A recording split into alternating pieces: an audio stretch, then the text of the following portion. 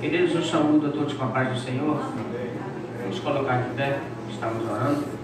A propósito, estarei convidando o nosso presbítero Joel para estar louvando o Senhor com 3 louvores relacionados à nossa escola bíblica dominical. Amém? Estamos alegres, irmãos?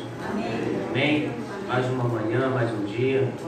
Estamos bem, estamos com saúde e estamos com Jesus. E isso não tem preço. Bendito e eterno Deus, Pai de nosso Senhor e Salvador Jesus Cristo, te adoramos, te exaltamos, glorificamos o teu nome e te agradecemos, ó Deus, por mais um dia, por estarmos na tua casa, juntos te adorando, Deus. Abençoa os teus filhos presentes, abençoa os que estão vindo para cá, abençoa o teu filho que vai estar louvando, abençoa o teu filho que vai estar lecionando para a glória do teu nome. Em nome de Jesus, o teu filho, nós te pedimos e te agradecemos. Amém. Presbítero Joel.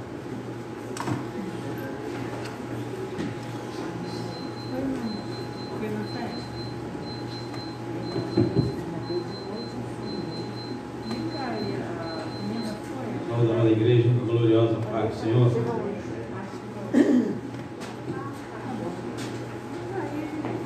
Vamos dar início cantando o vizinho da nossa arma, que está dentro da nossa lição. Louvado seja o nome do Senhor. Então vamos cantar o primeiro hino, 225, ser valente na batalha contra o mal. Louvado seja o nome do Senhor. Na batalha contra o mal, ser valente, segue em marcha triunfal, ser valente. Olha o alvo que é Jesus, que a vitória te conduz. Oh, não deixe tua cruz, ser valente.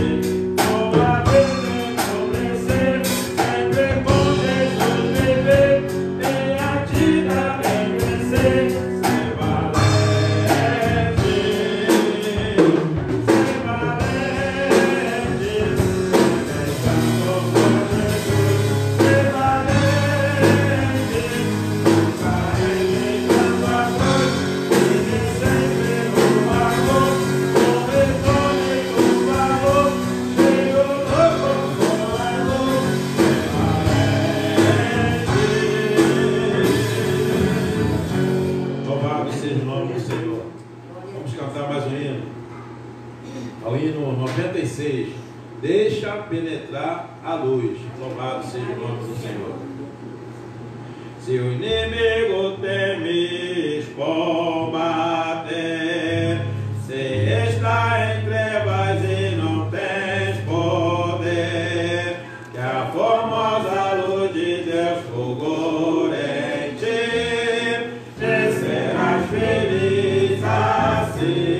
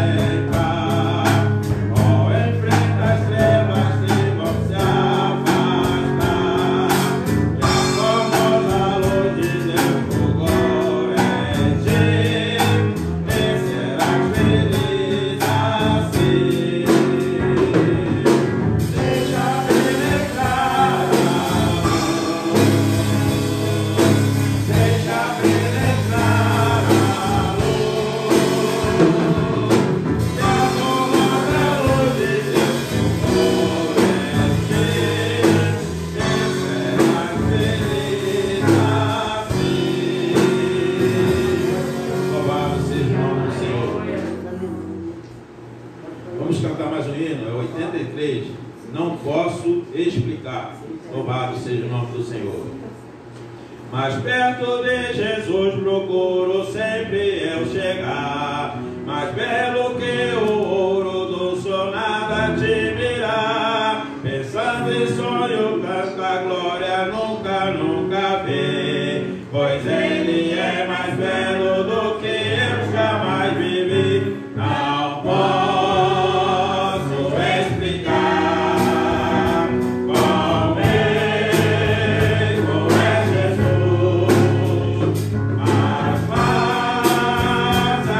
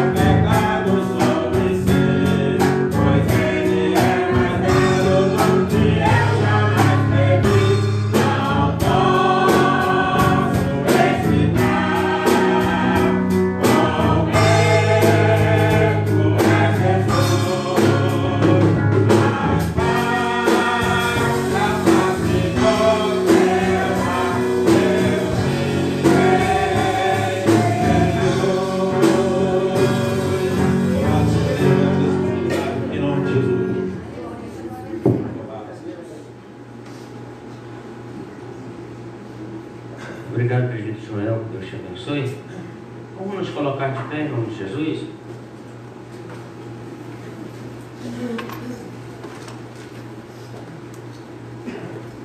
Lição de número 5, 1º de novembro de 2020, final de ano, né?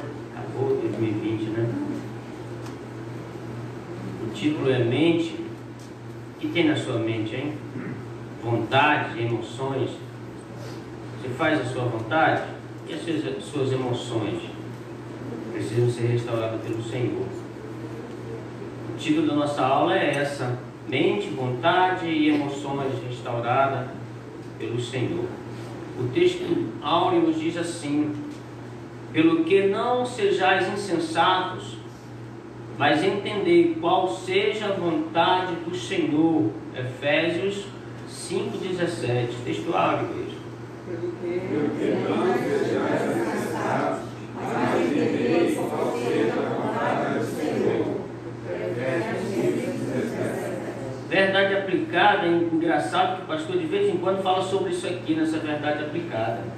Devemos buscar a Deus em todas as nossas decisões para saber qual é a sua vontade e assim trilhar por esta. Verdade aplicada. Devemos buscar a Deus em todas as nossas decisões para saber qual é a sua vontade e assim trilhar por esta. E assim a gente não erra, né?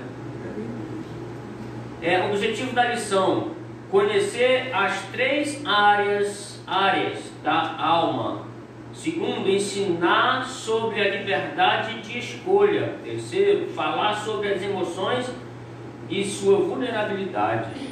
Texto de referência, Filipenses 4, verso 6, diz assim: não estejais inquietos por coisa alguma, antes as vossas petições sejam em tudo conhecidas diante de Deus, pela oração e súplica com ação de graças. 7. E a paz de Deus, que excede todo entendimento, guardará os vossos corações e o vosso entendimento em Cristo Jesus. Quanto ao mais, irmãos, tudo o que é verdadeiro, tudo o que é honesto, tudo o que é justo, tudo o que é puro, tudo o que é amável, tudo o que é de boa fama, se há alguma virtude e se há algum louvor nisso, pensai. E também não deveis ouvir em mim. Isso fazei, e eu de lá será convosco.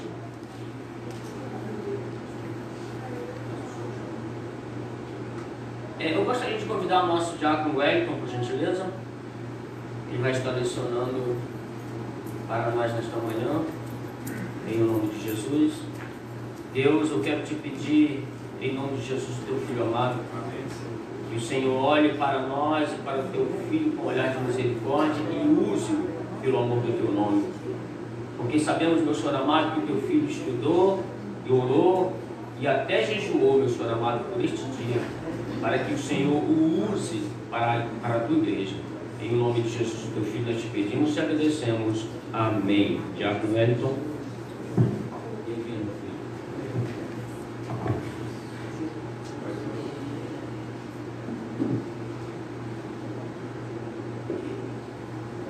Irmãos, a paz do Senhor. Beleza, sentado em nome de Jesus? Vamos continuar compartilhando da palavra de Deus na lição número 5.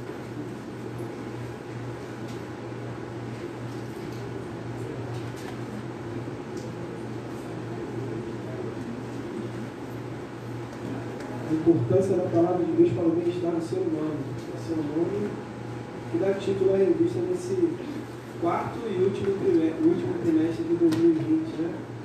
Que eles estão com lembrar aí. Está acabando o ano, né? Acabando o ano. O ano mais atípico, acho que a gente já viveu, foi esse ano de 2020. Foi vencendo, né?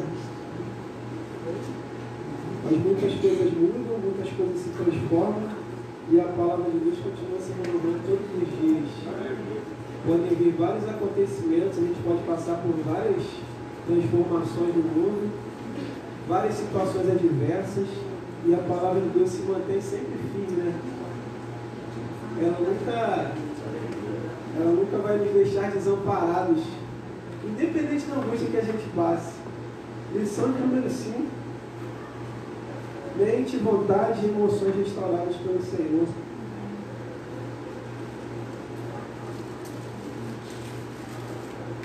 Como a gente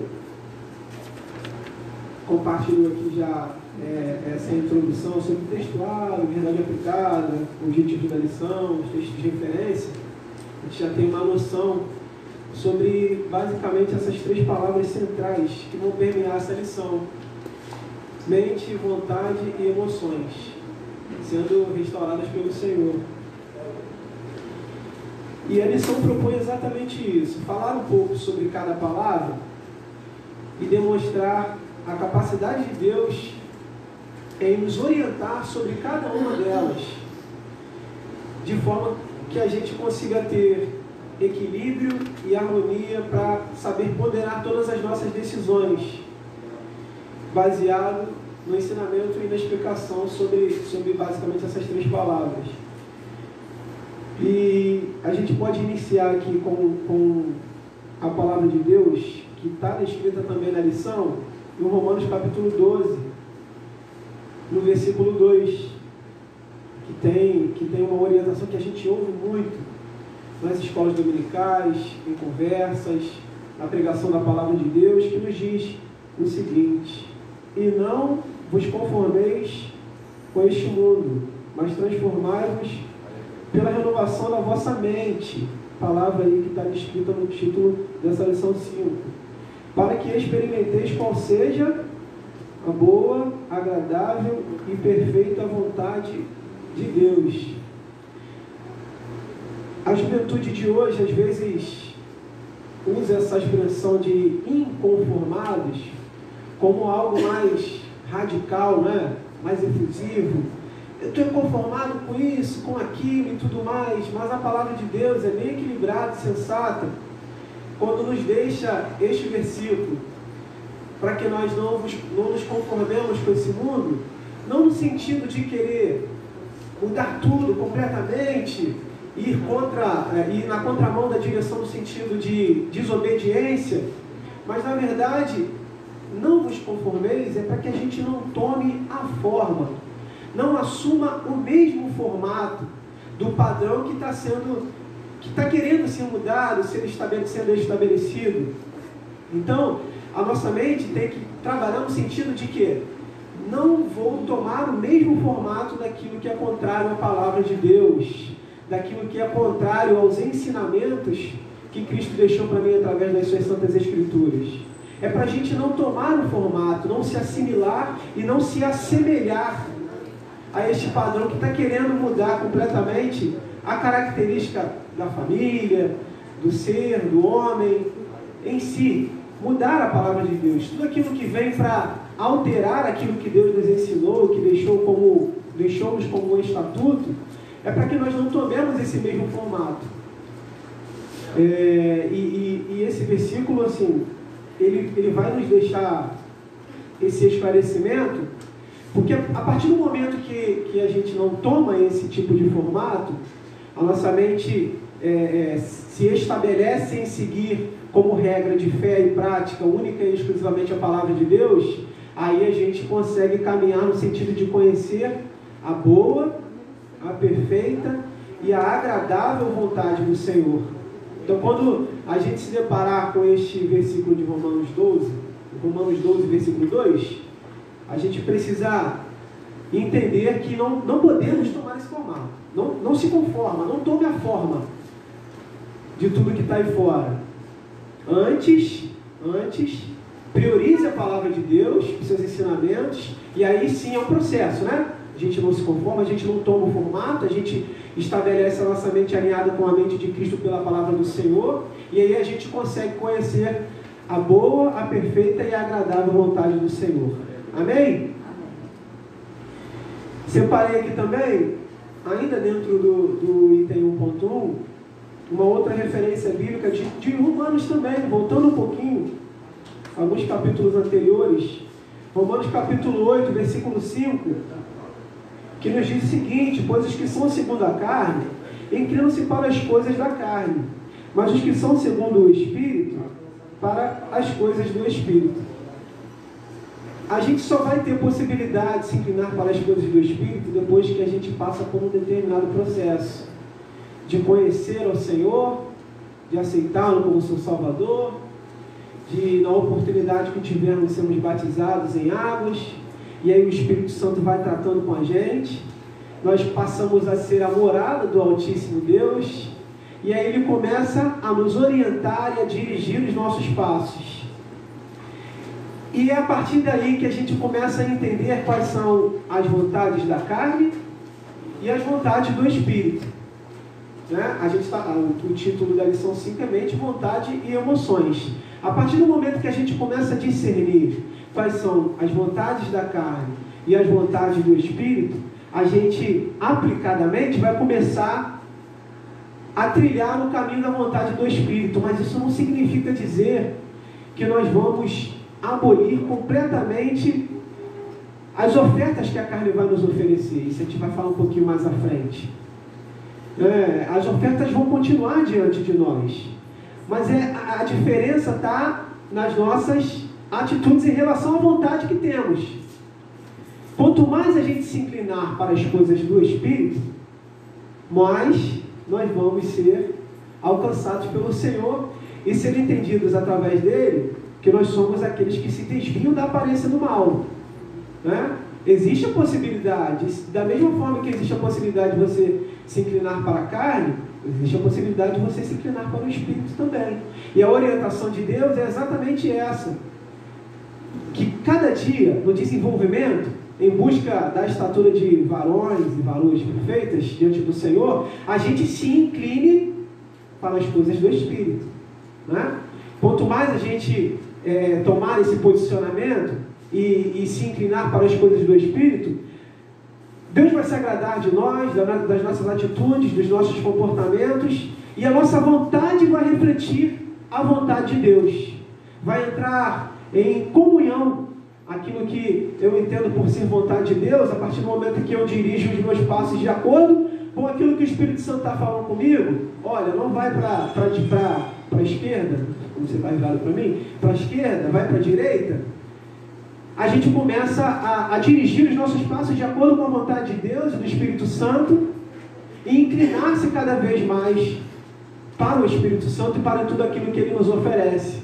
Aí a gente deixa de entristecer o Espírito Santo, se fortalece cada vez mais em intimidade com Deus. Tudo na nossa vida cristã, na nossa vida voltada à palavra de Deus, tudo melhora, tudo muda. Mas quando a gente vai tomando decisões que vai nos definindo como alguém que vai nos inclinando para as vontades da carne, muitas coisas vão se perdendo. A gente vai perdendo. E é por isso que tem que existir sempre essa reflexão na mente da gente. Não é? Poxa, essa decisão que eu estou tomando aqui, ela é uma decisão que se inclina para a minha vontade? É porque eu quero? Ou é porque o Espírito Santo espera que eu decida? Né? Tem que haver sempre essa reflexão. E a partir do momento que a gente, no mínimo, se pergunta sobre o que fazer, se há pelo menos uma dúvida na nossa mente, é sinal de que o Espírito Santo já tem trabalhado em nós. Porque quando você não tem dúvida, você age tempestivamente, da maneira que vem na sua cabeça, né? Vem na minha cabeça, eu vou fazer aquilo, não vou consultar Deus, não vou orar, não vou fazer nada. Eu acho que isso aqui é o certo, eu vou agir de acordo com o que eu acho, com o que eu penso, coração enganoso, e às vezes a gente vai lá na frente e se arrebenta, né? Então, a partir do momento que surge pelo menos uma dúvida na sua mente, já é um sinal de que, calma aí, deixa eu refletir sobre isso aqui, consultar a Deus, para eu me inclinar para as coisas do Espírito e deixar as coisas da carne de lado, porque fazendo isso, certamente eu serei abençoado pelo Senhor, abençoada pelo Senhor.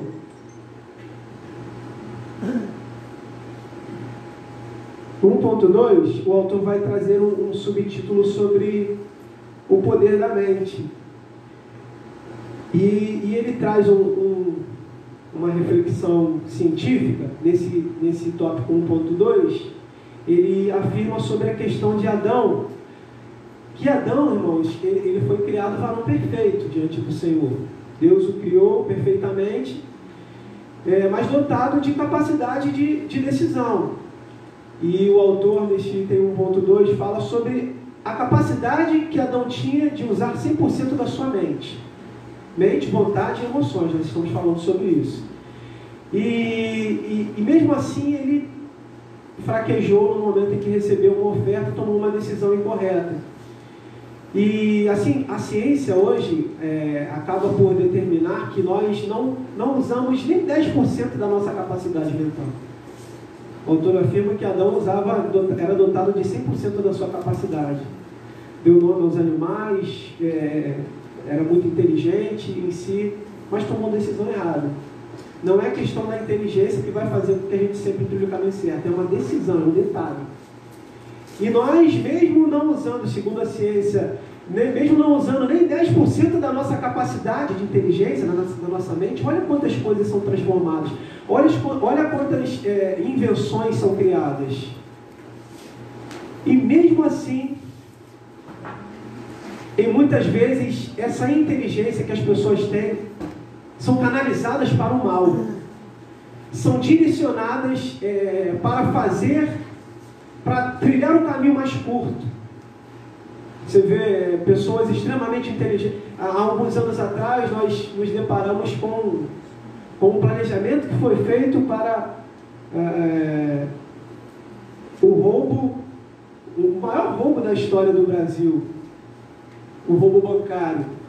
Agora você imagina se aquele grupo se reunisse não para planejar esse roubo, mas para de alguma forma inventar algo que fosse benéfico para eles, né? Que eles pudessem lucrar com relação a isso, mas para a humanidade.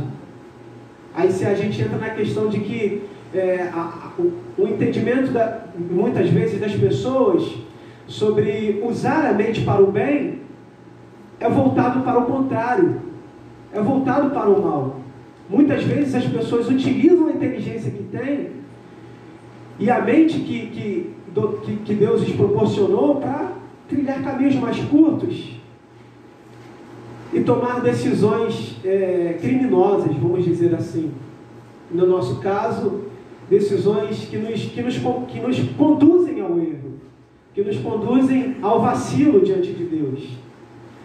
Então não importa o quão inteligente nós sejamos, se a gente não buscar ter a mente de Cristo para tomar as nossas decisões, em algum momento a gente vai errar. E isso pode se tornar um acúmulo, nos levando a caminhos muito ruins e destrutivos. E aí a gente relembra um pouco no item 1.3 sobre a disputa pelo controle da mente. O item 1.3 vai falar sobre a disputa pelo controle da mente. Mas de quem é essa disputa? É daquilo que a gente citou anteriormente. Existe uma luta constante entre o Espírito Santo internamente e Satanás externamente, no mundo exterior. Então o Espírito Santo, depois que a gente o adquire, nós somos aceitos pelo Senhor, passamos a ser a morada do Espírito Santo, ele começa a lutar para que façamos aquilo que é determinado pela palavra de Deus. Da mesma forma e na mesma proporção, Satanás, no lado exterior, começa a lutar também para que façamos o contrário. Sabe aquela questão da luta constante entre a carne e o espírito? Ela existe diariamente. Depois que você passou a ser morada do Espírito Santo, ele vai te direcionar com todo carinho e atenção. Mas isso não vai fazer com que as ofertas de Satanás cheguem até você. Não vai deixar de fazer, melhor dizendo.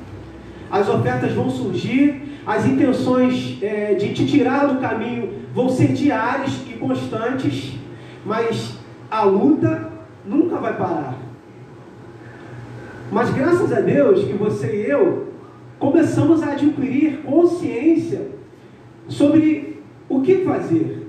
A luta ela existe, mas Para o lado de quem eu vou me inclinar mais?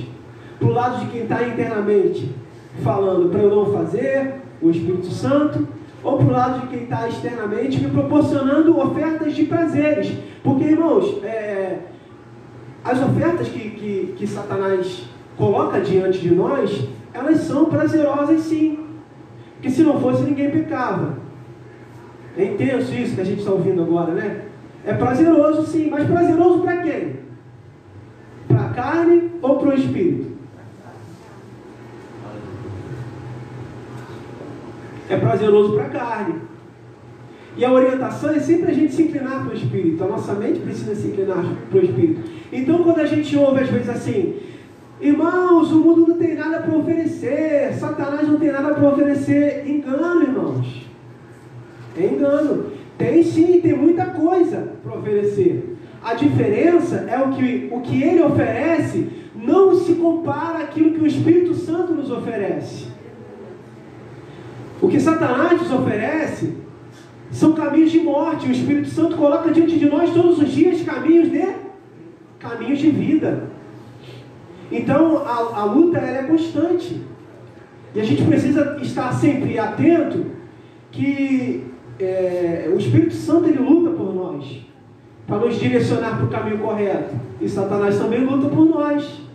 Ele almeja a nossa alma, mente, vontade e emoções. Ele almeja nos levar para o caminho dele, para o caminho de rebeldia que no princípio ele trilhou e levou 1/3 dos anjos com ele. Então ele está aí, está trabalhando. O Espírito Santo também está trabalhando. É bom a gente ter esses momentos e refletir dessa forma, para que a gente não entre na questão do nada a ver. Ah, não, aquilo ali é pouca coisa, não tem nada a ver, eu vou lá, vou fazer, vou realizar. Mas para pensar, irmãos. O Espírito Santo deseja que você faça isso? O Espírito Santo deseja que você faça aquilo?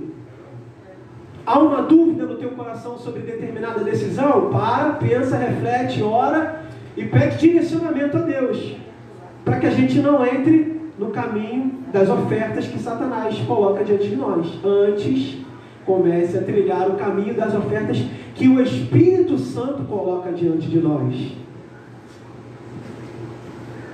E no 2 a gente começa a entrar na questão do somos capacitados para escolher. 2.1.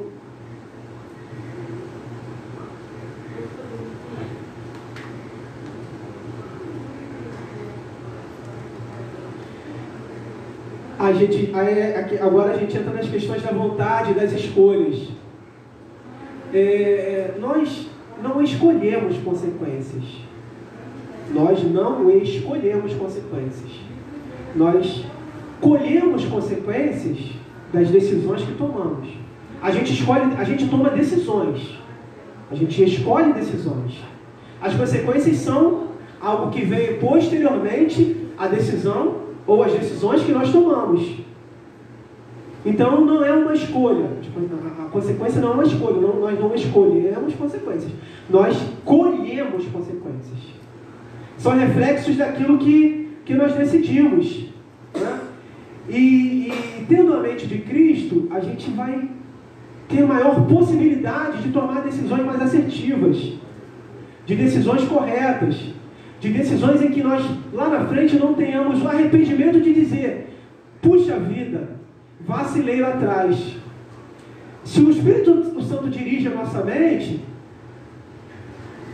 a possibilidade de nós errarmos, ela vai diminuindo a cada dia, a cada momento e a cada decisão.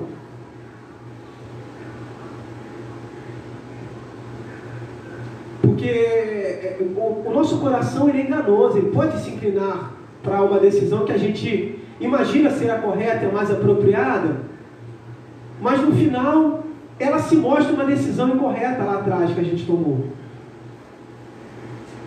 E é por isso que é necessário que a gente tenha muita atenção. Mas muita atenção mesmo.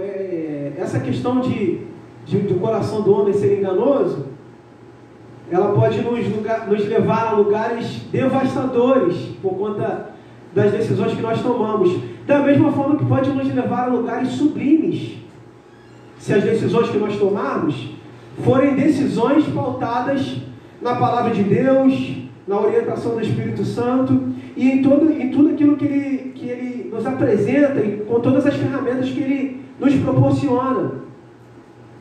Jesus, Ele buscava sempre a vontade do Pai. Por que Jesus buscava sempre a vontade do Pai? Por que Ele sempre tinha êxito nas decisões que Ele tomava? Porque Ele não pensava em tomar decisões para si. Ele não pensava em tomar decisões que fossem o favorecer. Antes, Jesus buscava tomar decisões que fossem pautadas na vontade do Pai. Só teve um momento na palavra de Deus que Jesus, muito aflito, ele fez um pedido ao Senhor que parecia que ele estava se inclinando para pedir um favor de Deus voltado ao que ele desejava. Jesus, em um momento, na palavra de Deus, ele pediu o seguinte: Pai, se possível for, passa de mim esse cálice. E aí ele se lembrou que o pedido que ele estava fazendo poderia ser um pedido contrário ao que Deus queria. E aí ele completou: todavia, não seja feita a minha vontade, mas a sua vontade. O momento de aflição era gigante sobre a vida de Jesus naquele instante. A aflição tomava conta dele porque ele se fez homem assim como nós, carne, osso. E aí ele fez esse pedido ao Senhor, mas se ele estacionasse no pedido dele, passa de mim esse cálice, ele estava fazendo um pedido que era favorável a ele não queria passar por aquilo, mas existe uma vírgula ali: todavia, não seja feita a minha vontade, seja feita a tua. Senhor, se o Senhor me livrar, ele estava dizendo o seguinte: Deus, Pai, se o Senhor me livrar disso, que não seja porque eu estou pedindo, mas porque é a tua vontade também. Mas Deus não queria livrá-lo daquele momento, porque o plano do Senhor não era livrá-lo naquele momento, ele tinha que morrer na cruz. Está vendo o detalhe sobre Jesus Cristo? Porque ele sempre acertava nas decisões, porque ele não decidia em prol da sua vontade, ele decidia em prol daquilo que Deus esperava dele. Nós também precisamos ser assim. É muito difícil, irmãos, tomar 100% de decisões acertadas. Mas quando a gente começa a condicionar a nossa mente, pelo menos a dúvida, condicionar pelo menos a dúvida antes de decidir, Deus já vai começar a se alegrar um pouco mais sobre nós, a cada dia mais. Por quê? Bom, ele está ponderando, ele está pensando. Por mais que seja muito óbvio aquilo diante dele, para ele decidir pelo sim, ele está me perguntando se realmente ele tem que decidir pelo sim. Por mais que seja muito favorável decidir pelo sim, vou dizer sim sobre essa causa, sobre essa decisão, porque a minha vontade é de que eu diga sim para essa situação. Deus está esperando o quê? Não diz sim, me pergunta primeiro. Não é? Muitas vezes a gente diz sim ou diz não sem perguntar. Mas quando a gente pergunta a Deus, olha, Deus se revela. E Ele demonstra o seguinte: meu filho, minha filha, está tudo preparado para você dizer sim. Mas eu não quero que você diga sim, eu quero que você diga não. E aí a gente, opa, caramba, está tudo tão propício para eu dizer, estava tudo preparado para eu dizer sim, mas eu recebi uma orientação aqui agora, desceu do céu, eu vou optar pelo não. Segura aí um pouquinho, que eu vou, nessa decisão, eu vou optar pelo não. Vocês estão entendendo a diferença? As aparências não podem determinar as nossas decisões. Porque o ditado popular diz que as aparências enganam. Enganam mesmo, enganam muito.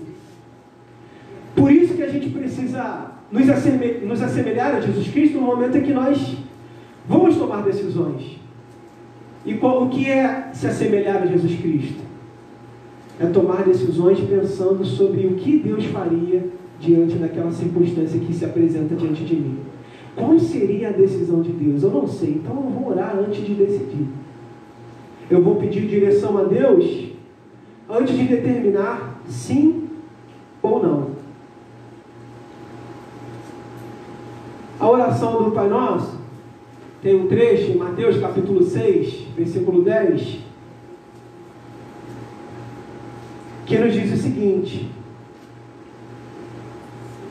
venha o teu reino, seja feita a tua vontade, assim na terra como no céu. Então Jesus, ele não servia só como alguém que era um exemplo por si só. Ele era um exemplo e ensinava por exemplos. A oração padrão que foi deixada, nesse versículo 10 em Mateus capítulo 6, nos ensina a orar de que forma? Seja feita a tua vontade. Eu tenho muitas vontades, irmãos. Eu tenho muitos desejos. Eu tenho muitos anseios. Eu almejo muitas coisas. Mas nem tudo aquilo que eu desejo, que é a minha vontade, que é um anseio meu, que é um sonho que eu preciso, que eu gostaria muito de realizar, nem todas essas coisas são também propósitos de Deus. E é por isso que todas as vezes que a gente delega a responsabilidade da decisão a Deus, nós somos bem-sucedidos. Como assim? Quando a gente coloca diante de Deus e fala: Senhor, por favor, decida por mim, Ele vai nos orientar a decidir. Agora, quando a gente se posiciona de forma capaz a decidir tudo sempre, eu imagino Deus dos altos céus olhando para nós e pensando: bom, se Ele já determinou a decisão dele, eu vou partir para outro que está me pedindo direcionamento. Vou deixá-lo decidir. Então, se ele já determinou, ou ela determinou que é sim ou que é não, deixa eu ouvir a oração de quem está pedindo direção. Às vezes nós somos soberbos, altivos, em achar que somos capazes de decidir, de tomar decisões sem o direcionamento devido de Deus. E lá na frente a gente começa a refletir que não era para eu ter feito isso, não era para eu ter feito aquilo.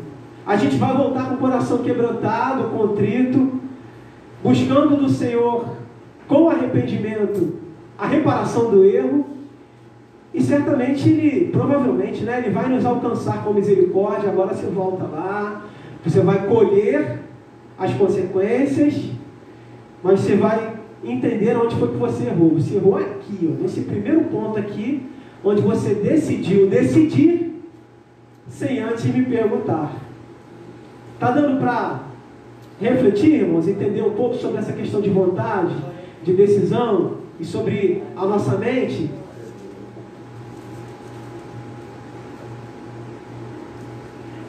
Aí o 3.1 vai entrar na seguinte orientação: a vulnerabilidade das emoções. E o autor vai nos dar, resumidamente falando, ele vai nos dar um comparativo agora falando sobre a terceira palavra, já que a gente falou sobre mente, também falou sobre vontade, e aí a gente entra na questão das emoções. O autor vai nos dizer que a gente não pode basear a nossa comunhão, a nossa comunhão, de acordo com as nossas emoções.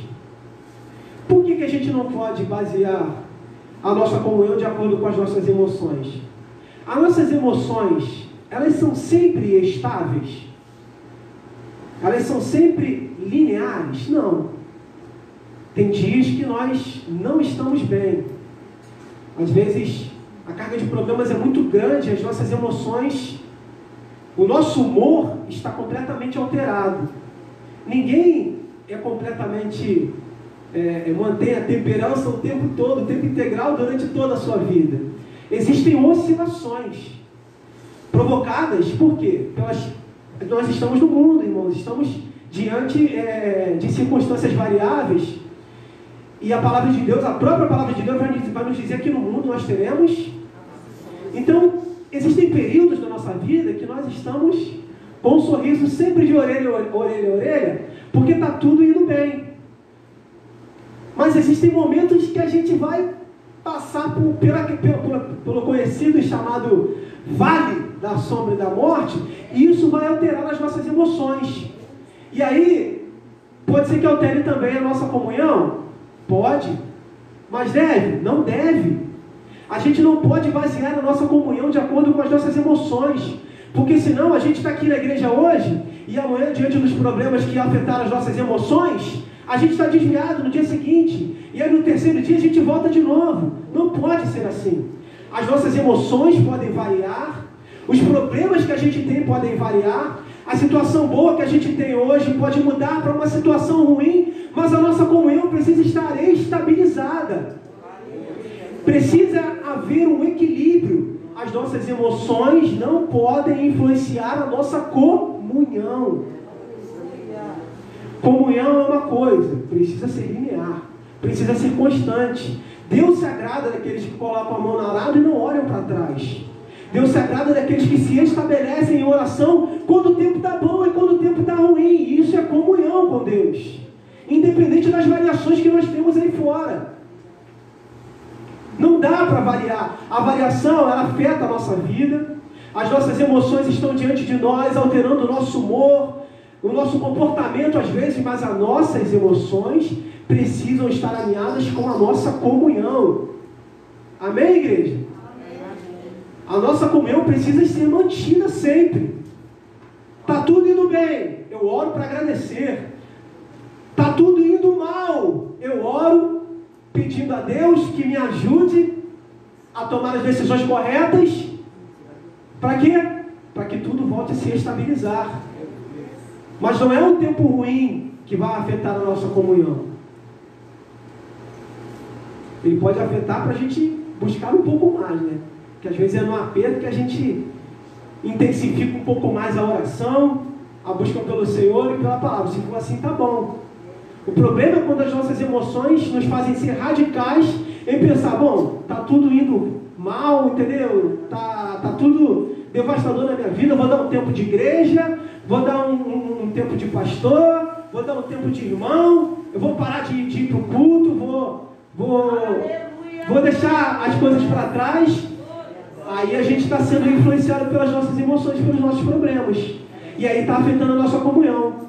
E é o que a gente às vezes sempre ouve, né? E de vez em quando a gente diz o quê? Se tá ruim, não, tá? Mas o ditado diz o seguinte: se está ruim com Deus, imagina sem Ele. Não é isso que a gente ouve, que às vezes a gente fala? Mas com Deus nunca está ruim, irmãos. Nunca está ruim. Parece que está ruim. Quando a gente está com Deus, a gente vê o ímpio prosperar e talvez você passar a dificuldade, já escolheu o caminho dele, você escolheu o seu. Confia e vai até o final.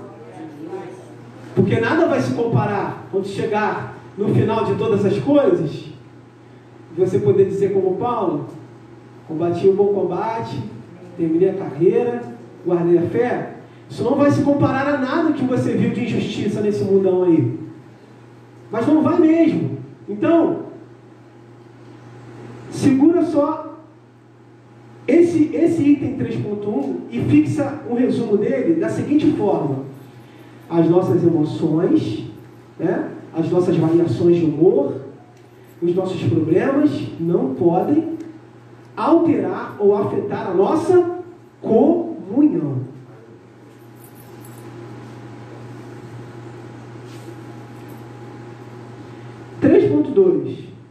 Restaurando nossos sentimentos. Os nossos sentimentos, irmãos, eles precisam de tratamento às vezes por conta das influências que a gente sofre do mundo externo. A gente está sujeito a tudo que está aí fora nos afetar. Mas os nossos sentimentos, eles são, como é que eu posso dizer, são tratados a partir do momento que nós passamos a olhar para Jesus Cristo como alguém que pode estabilizar, repare, estabilizar os nossos sentimentos. É um pouco daquilo que nós falamos anteriormente sobre a questão das emoções. Sentimentos, emoções, decisões, eles são estabilizados a partir do momento em que nós pautamos o nosso olhar em Jesus Cristo. O que eu estou querendo dizer com isso? A gente tem um exemplo em Números,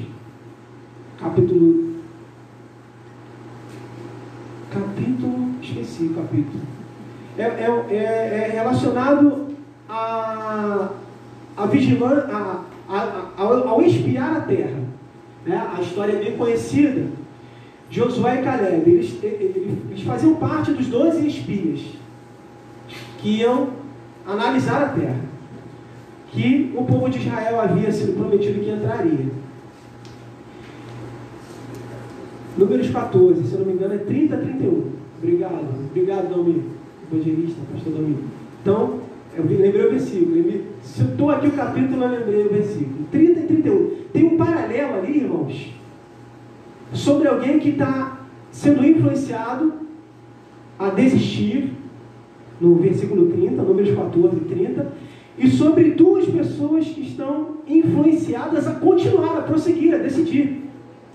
Por quê? Dos 12 espias, apenas 2 fortaleceram o entendimento e absorveram a promessa de que conseguiriam entrar na terra. Josué e Caleb. Haviam 10 que estavam sendo contrários à decisão, por quê? Por medo.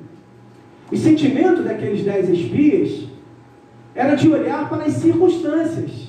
E o sentimento de Josué e Caleb, no versículo 31 de Números 14, era ir contrário àquilo que os olhos deles enxergavam. Eles enxergavam gigantes? Enxergavam. Mas eles enxergavam também uma terra que verdadeiramente manava leite e mel, que tinha cachos de uva que precisavam ser carregados nas costas. Exatamente, você já conseguiu imaginar uma situação dessa? Você vai ali no sacolão e compra aquela uva sem caroço por R$7, um saquinho assim, e o lugar onde eles iam, os cachos de uva precisavam ser carregados assim, como se fosse carga pesada mesmo. Mas aí o que aconteceu? Nadando contra a corrente, Josué e Caleb, com os seus sentimentos e com a sua decisão de fé, eles pensavam o quê? Vamos sim, prossigamos, a gente vai possuir por herança, porque a gente não está sozinho, nós recebemos uma promessa e vamos de encontro a essa promessa, porque existe alguém que vai nos direcionar, nos trouxe até aqui e vai conseguir fazer com que nós adentremos, mas existia uma força muito grande contrária. Afinal de contas, eram 10 contra 2. Então as emoções, os sentimentos influenciam muitas decisões. Nós vamos julgar os 10 espias? Não vamos, porque poderia ser nós tomando aquela decisão juntamente com os 10. É difícil, é melhor a gente abortar a missão e retroceder um pouco, porque o negócio é bom, a terra é boa demais. Mas o gigante lá é coisa assustadora, irmão. Então não dá para julgar os 10. Mas quando a gente tem um exemplo, a gente olha toda a história, a gente está de fora, a gente está vendo o que eles não estão vendo. A gente está analisando pela palavra de Deus. Então está vendo como sentimento, como emoções, como aquilo que a gente vê influencia muito as nossas decisões? Os 10 espias que foram contrários, eles viram coisas boas, mas se deixaram assustar pelos gigantes. Josué e Caleb viram as mesmas coisas boas que os 10 espias. Viram os mesmos gigantes que os 10 espias viram. Mas eles estavam apegados à promessa de um Deus que os faria entrar, independente das circunstâncias. Então os sentimentos e as emoções não podem pautar as nossas decisões. Não pode, porque a gente vai olhar determinada circunstância e vai achar que não é para nós quando Deus diz que é. E vai achar que é para a gente tomar posse quando Deus diz que não é. Tá dando para entender, irmãos? A diferença da influência que as nossas emoções, aquilo que a gente vê e aquilo que a gente pensa sobre, aquilo que a gente formula sobre determinada situação pode fazer? Pode nos fazer decidir incorretamente. Pode nos fazer decidir de forma contrária àquilo que Deus esperava por nós.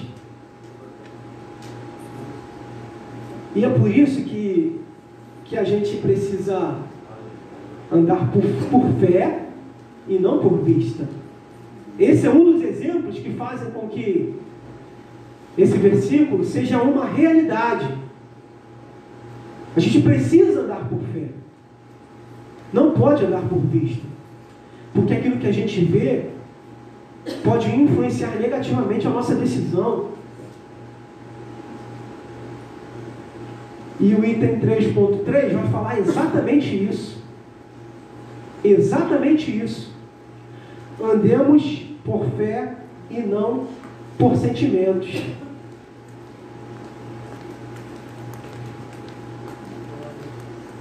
E aí a gente repete aqui o versículo 8 de Filipenses capítulo 4, está lá no texto de referência, que diz o seguinte: quanto ao mais, irmãos, tudo que é verdadeiro, tudo que é honesto, tudo que é justo, tudo que é puro, tudo que é amável, tudo que é de boa fama, se há alguma virtude e se há algum louvor, nisso pensai. É a qualidade e a condição daquele que está atento, inclinando-se para a questão da luta. Lembra da questão da luta? Inclinando-se para o Espírito, no combate que existe entre o Espírito Santo e Satanás. Essas são as qualidades e as percepções daqueles que estão se inclinando para as qualidades e para as orientações do Espírito. Amando incondicionalmente a palavra de Deus e os propósitos do Espírito Santo dentro de nós, direcionando os nossos passos, direcionando as nossas decisões. Em Marcos capítulo 12, versículo 30, nós temos a seguinte afirmação, a seguinte orientação. Marcos 12, 30. Amarás, pois, ao Senhor teu Deus de todo. Olha só quantas vezes ele vai dizer a palavra totalidade. Amarás, pois, ao Senhor teu Deus de todo o teu coração, de toda a tua alma, de todo o teu entendimento e de todas, ou com todas, as tuas forças. Totalidade. Ele frisou muitas vezes a totalidade. Não dá para amar parcialmente, não dá para ter a intenção de parcial, né? Apenas um pedaço, apenas uma pequena parte. Esse versículo fala sobre a totalidade de amar a Deus. Por que eu estou falando sobre a questão de amar a Deus, se a lição fala sobre mente, vontade e emoções? Existe um cunho de decisão nessa questão de amar a Deus. Agostinho, certa vez, mencionou a seguinte frase. Preste atenção. Ama a Deus e faze o que queres. Agostinho citou isso. Ama a Deus e faze o que queres. Então tá tranquilo. Eu posso amar a Deus e eu vou poder fazer o que eu quero? Sim. Você pode. Então eu vou poder trair a minha esposa? Eu vou poder cometer crimes? Vou poder cometer assaltos? Essa condição você pode sempre. Todas as coisas te são lícitas, lembra? Mas nem todas te convêm. Mas quando Agostinho fez essa afirmação, ama a Deus e faze o que queres, é porque a partir do momento que verdadeiramente a gente ama a Deus, nós não vamos pensar nas decisões que eu falei agora. Não vamos pensar em corromper os nossos casamentos. não vamos pensar em homicídios, assassinatos, roubos. Então, a afirmação é a seguinte: ama a Deus e faze o que queres, porque se você ama a Deus, todas as suas decisões serão decisões pautadas no amor de Deus e naquilo que Ele espera de você. Você não vai pensar em tomar decisões exclusivamente voltadas à carne. As suas decisões serão amparadas de acordo com o amor que você tem a Deus. E é por isso que a afirmação é relevante. Ama a Deus e faz o que você quiser.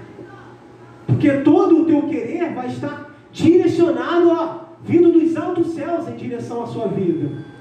Tudo aquilo que você almejar, tudo aquilo que você pensar, tudo aquilo que você quiser realizar, será uma decisão vinda de Deus, porque você na sua totalidade ama a Deus.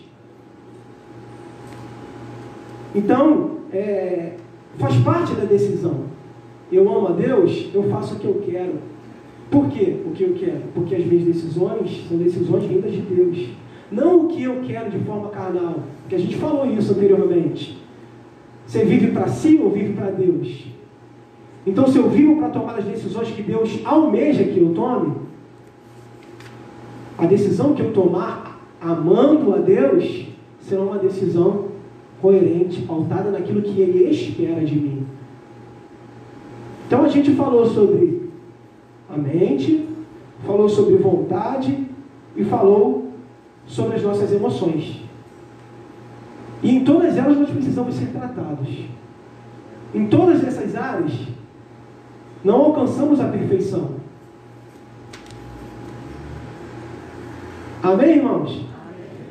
Então eu vou terminar por aqui. Tá bom? Deus abençoe a vida de vocês e que o Espírito Santo possa ministrar cada dia mais e melhor o entendimento da palavra de Deus sobre os nossos corações. Tá? Obrigado.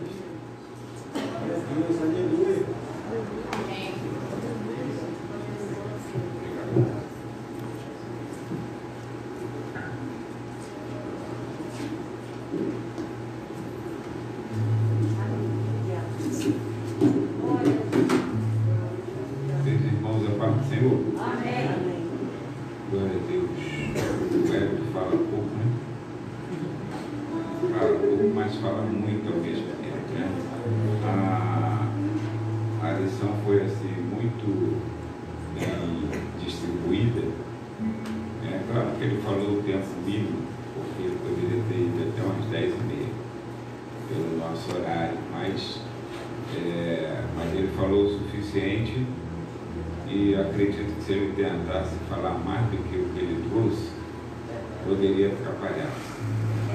Então fez aquilo que é correto. E nós observamos, irmãos, junto com o Hélio, não vou dar outra aula não, porque ele foi muito bem disposto. Mas dentro dos objetivos, e ele agora até frisou ao final, a mente, a vontade e as emoções são as áreas principais da nossa vida que precisam ser restauradas cotidianamente. Porque Satanás afetou a nossa mente. Quando Adão e Eva pecaram, então afetou essas áreas emocionais, tudo virou um caos, na verdade, um caos geral na vida do ser humano, e fora feita a imagem e semelhança de Deus. E até hoje nós lutamos com isso. Até hoje nós lutamos com isso, né? Aí nós observamos que nada da tecnologia, essa inteligência que Deus permitiu que o homem tivesse, que a cada dia inventa uma outra coisa interessante, né? Uma nova coisa interessante. Aí o comentarista diz que nada disso satisfaz. Nada satisfaz a nossa mente, a nossa vontade, as nossas emoções. O Billy Graham deixou uma frase que foi registrada aqui: o clima intelectual em que vive o homem moderno constitui um paradoxo. A tecnologia cria invenções fabulosas, mas deixa de satisfazer-nos as necessidades mais íntimas, porque o homem precisa do Senhor para ter a satisfação completa. Satisfação era até um hino muito antigo da década de 70, é ter a Cristo. Poucas pessoas lembram, né? Satisfação é ter a Cristo, não há maior prazer já visto. Sou de Jesus, agora eu sinto satisfação sem fim. Está vendo? Aí sim, aí vem a paz real no coração do crente. Não tem satisfação fora de Jesus, completa não. Você pode se alegrar, pode, puxa, fiquei feliz, né? Com a nova tecnologia, pegou o melhor aparelho, né? De mídia que você possa ter, fez uma sala de cinema na sua casa, que hoje você tem todas as possibilidades. Mas irmãos, isso tudo traz sim uma alegria, traz sim uma satisfação momentânea, satisfação completa, só Jesus. Jesus acertou quando disse, sem mim nada podeis fazer. Por isso que é importante tratar isso, o que ele veio trazendo aqui sobre essas áreas, foi dentro do objetivo da lição, né? Conhecermos as 3 áreas da nossa vida, da nossa alma, falar sobre a liberdade da escolha, que é muito importante, mas também sobre a vulnerabilidade das nossas emoções. E quanto às emoções, o comentarista trouxe tão pouco, porque na próxima lição falaremos mais sobre essa questão das emoções. E aí vamos lembrar de Caim e Abel, que tiveram suas emoções afetadas, e Caim, ele não soube controlar suas emoções. Aquela história da oferta de Caim, a oferta de Abel, que até hoje traz muita dúvida em muitas pessoas, porque Deus não aceitou a oferta de Caim e aceitou a de Abel, né? Irmãos, só para antecipar, isso não está na lição não, da semana que vem, está sobre a questão das emoções. Mas só para poder você ficar mais tranquilo, a questão ali foi porque Deus não olha de fato a oferta, ele olha o ofertante. Ele era o ofertante. O que está escrito lá, está escrito assim, que Deus, ele atentou para Caim, para Abel e a sua oferta. Atentou para Abel e a sua oferta. Porque a oferta, irmãos, ela é apenas reflexo do ofertante. Só isso. Deus olha o teu coração, não olha o que está no teu bolso. A oferta é reflexo do ofertante. Eu só dou aquilo que eu já sou. Se eu não sou doador, se eu não sou generoso, se eu não sou abençoador, eu não vou dar oferta.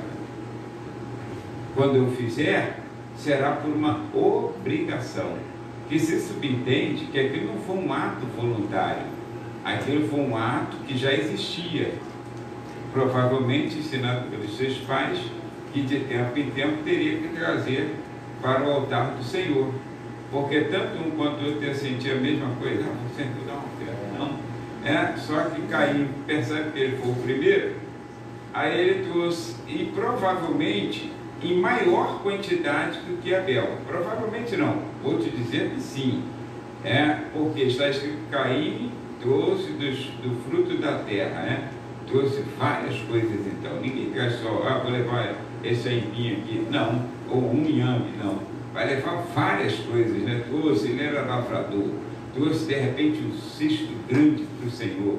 E Abel trouxe o quê? Um cordeirinho. Então quem deu mais?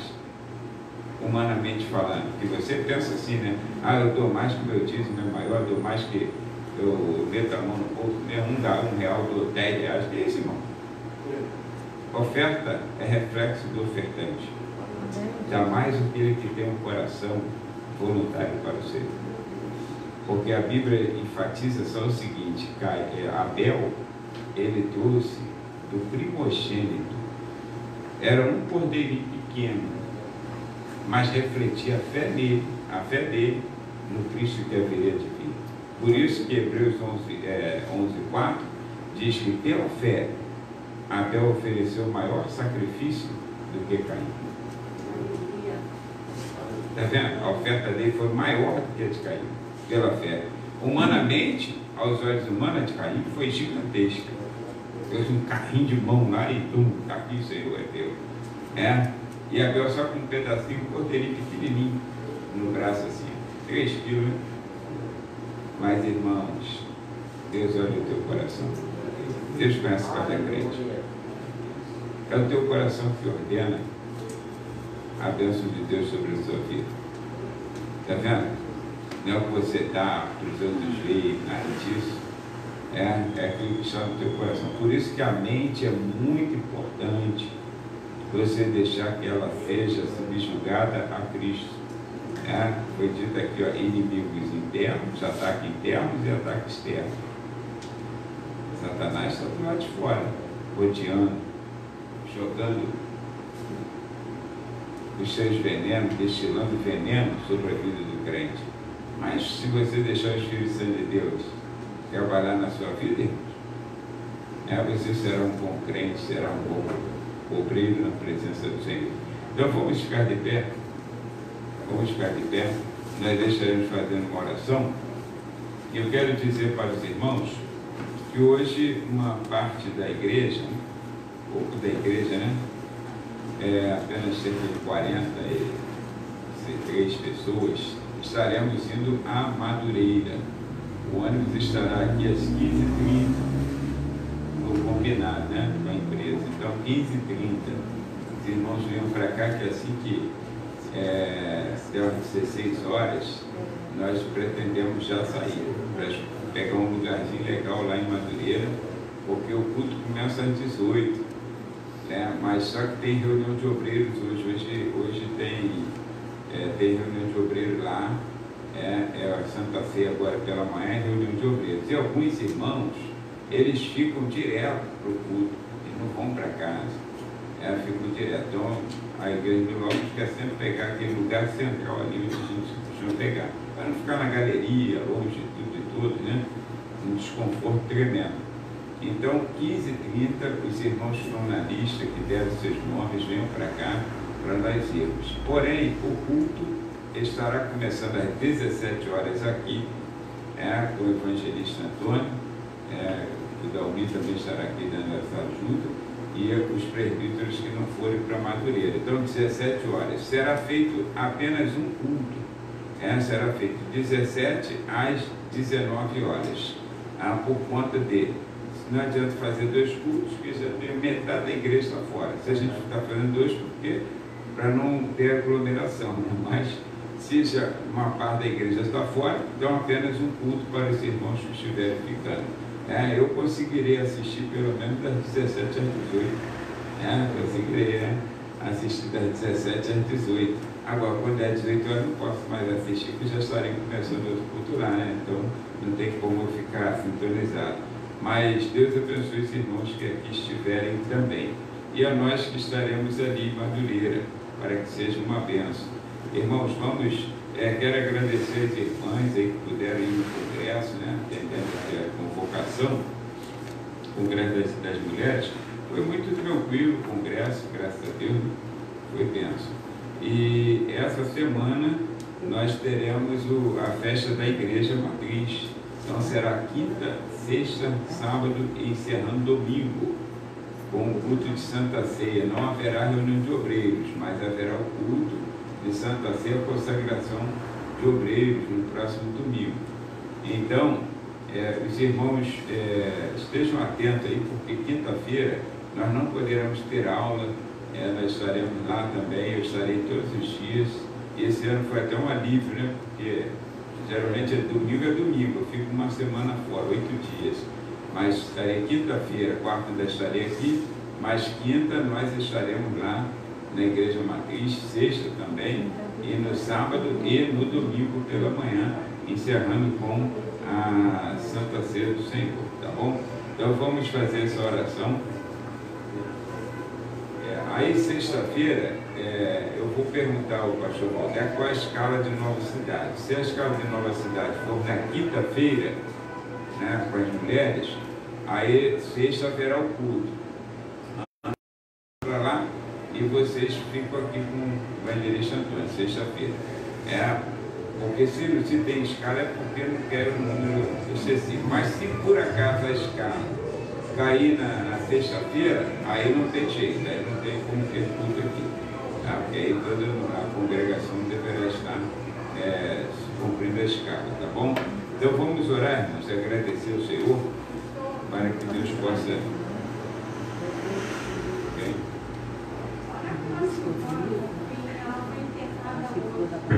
A Silvana, no fim, aquela que a gente está procurando. Momento, Senhor, de gratidão por esta palavra que fora ministrada, Senhor, pelo teu filho Hélio nesta manhã. Deus, que esta palavra, Senhor, ó Deus, fique gravada em nossos corações, porque precisamos, Senhor, nos satisfazer em Ti. Precisamos, ó Pai, ter essa completude, Senhor, de alma, ó Deus, na Tua palavra, Senhor, na Tua vontade, Senhor. E, ó Deus, levar cativo o nosso pensamento a Ti, Senhor, pensando em coisas boas, em realizar a Tua vontade que é boa, agradável e perfeita. Nesta hora também queremos Te pedir, Senhor, por esta Silvana Bonfim, Senhor, que, ó Deus, está lutando contra a enfermidade. Senhor, envia uma palavra para que o mal seja repreendido em nome de Jesus. E eu quero Te pedir pelos Teus filhos que ora estão nesta casa. Deus, nos retiraremos deste ambiente tão agradável, tão tranquilo, e iremos aos nossos lares. Nos conceda uma tarde abençoada, Senhor, na Tua presença, e quando nos reunirmos para cultuar ao Teu nome ainda hoje, seja com a Tua graça e com a Tua glória. Senhor, ajuda-nos mais uma vez. Ajuda-nos, ó Pai querido, a realizar a Tua vontade. E ajuda-nos a controlar as nossas emoções e a viver por fé e não por sentimentos, como nos foi ensinado. Assim nós queremos agradecer, queremos pedir essas bênçãos em o nome de Jesus. Amém. E que a graça do nosso Senhor e Salvador Jesus Cristo, o amor de Deus e as consolações do Espírito Santo seja com todo o povo de Deus, e todos dizem amém. Deus abençoe e tenha uma ótima tarde.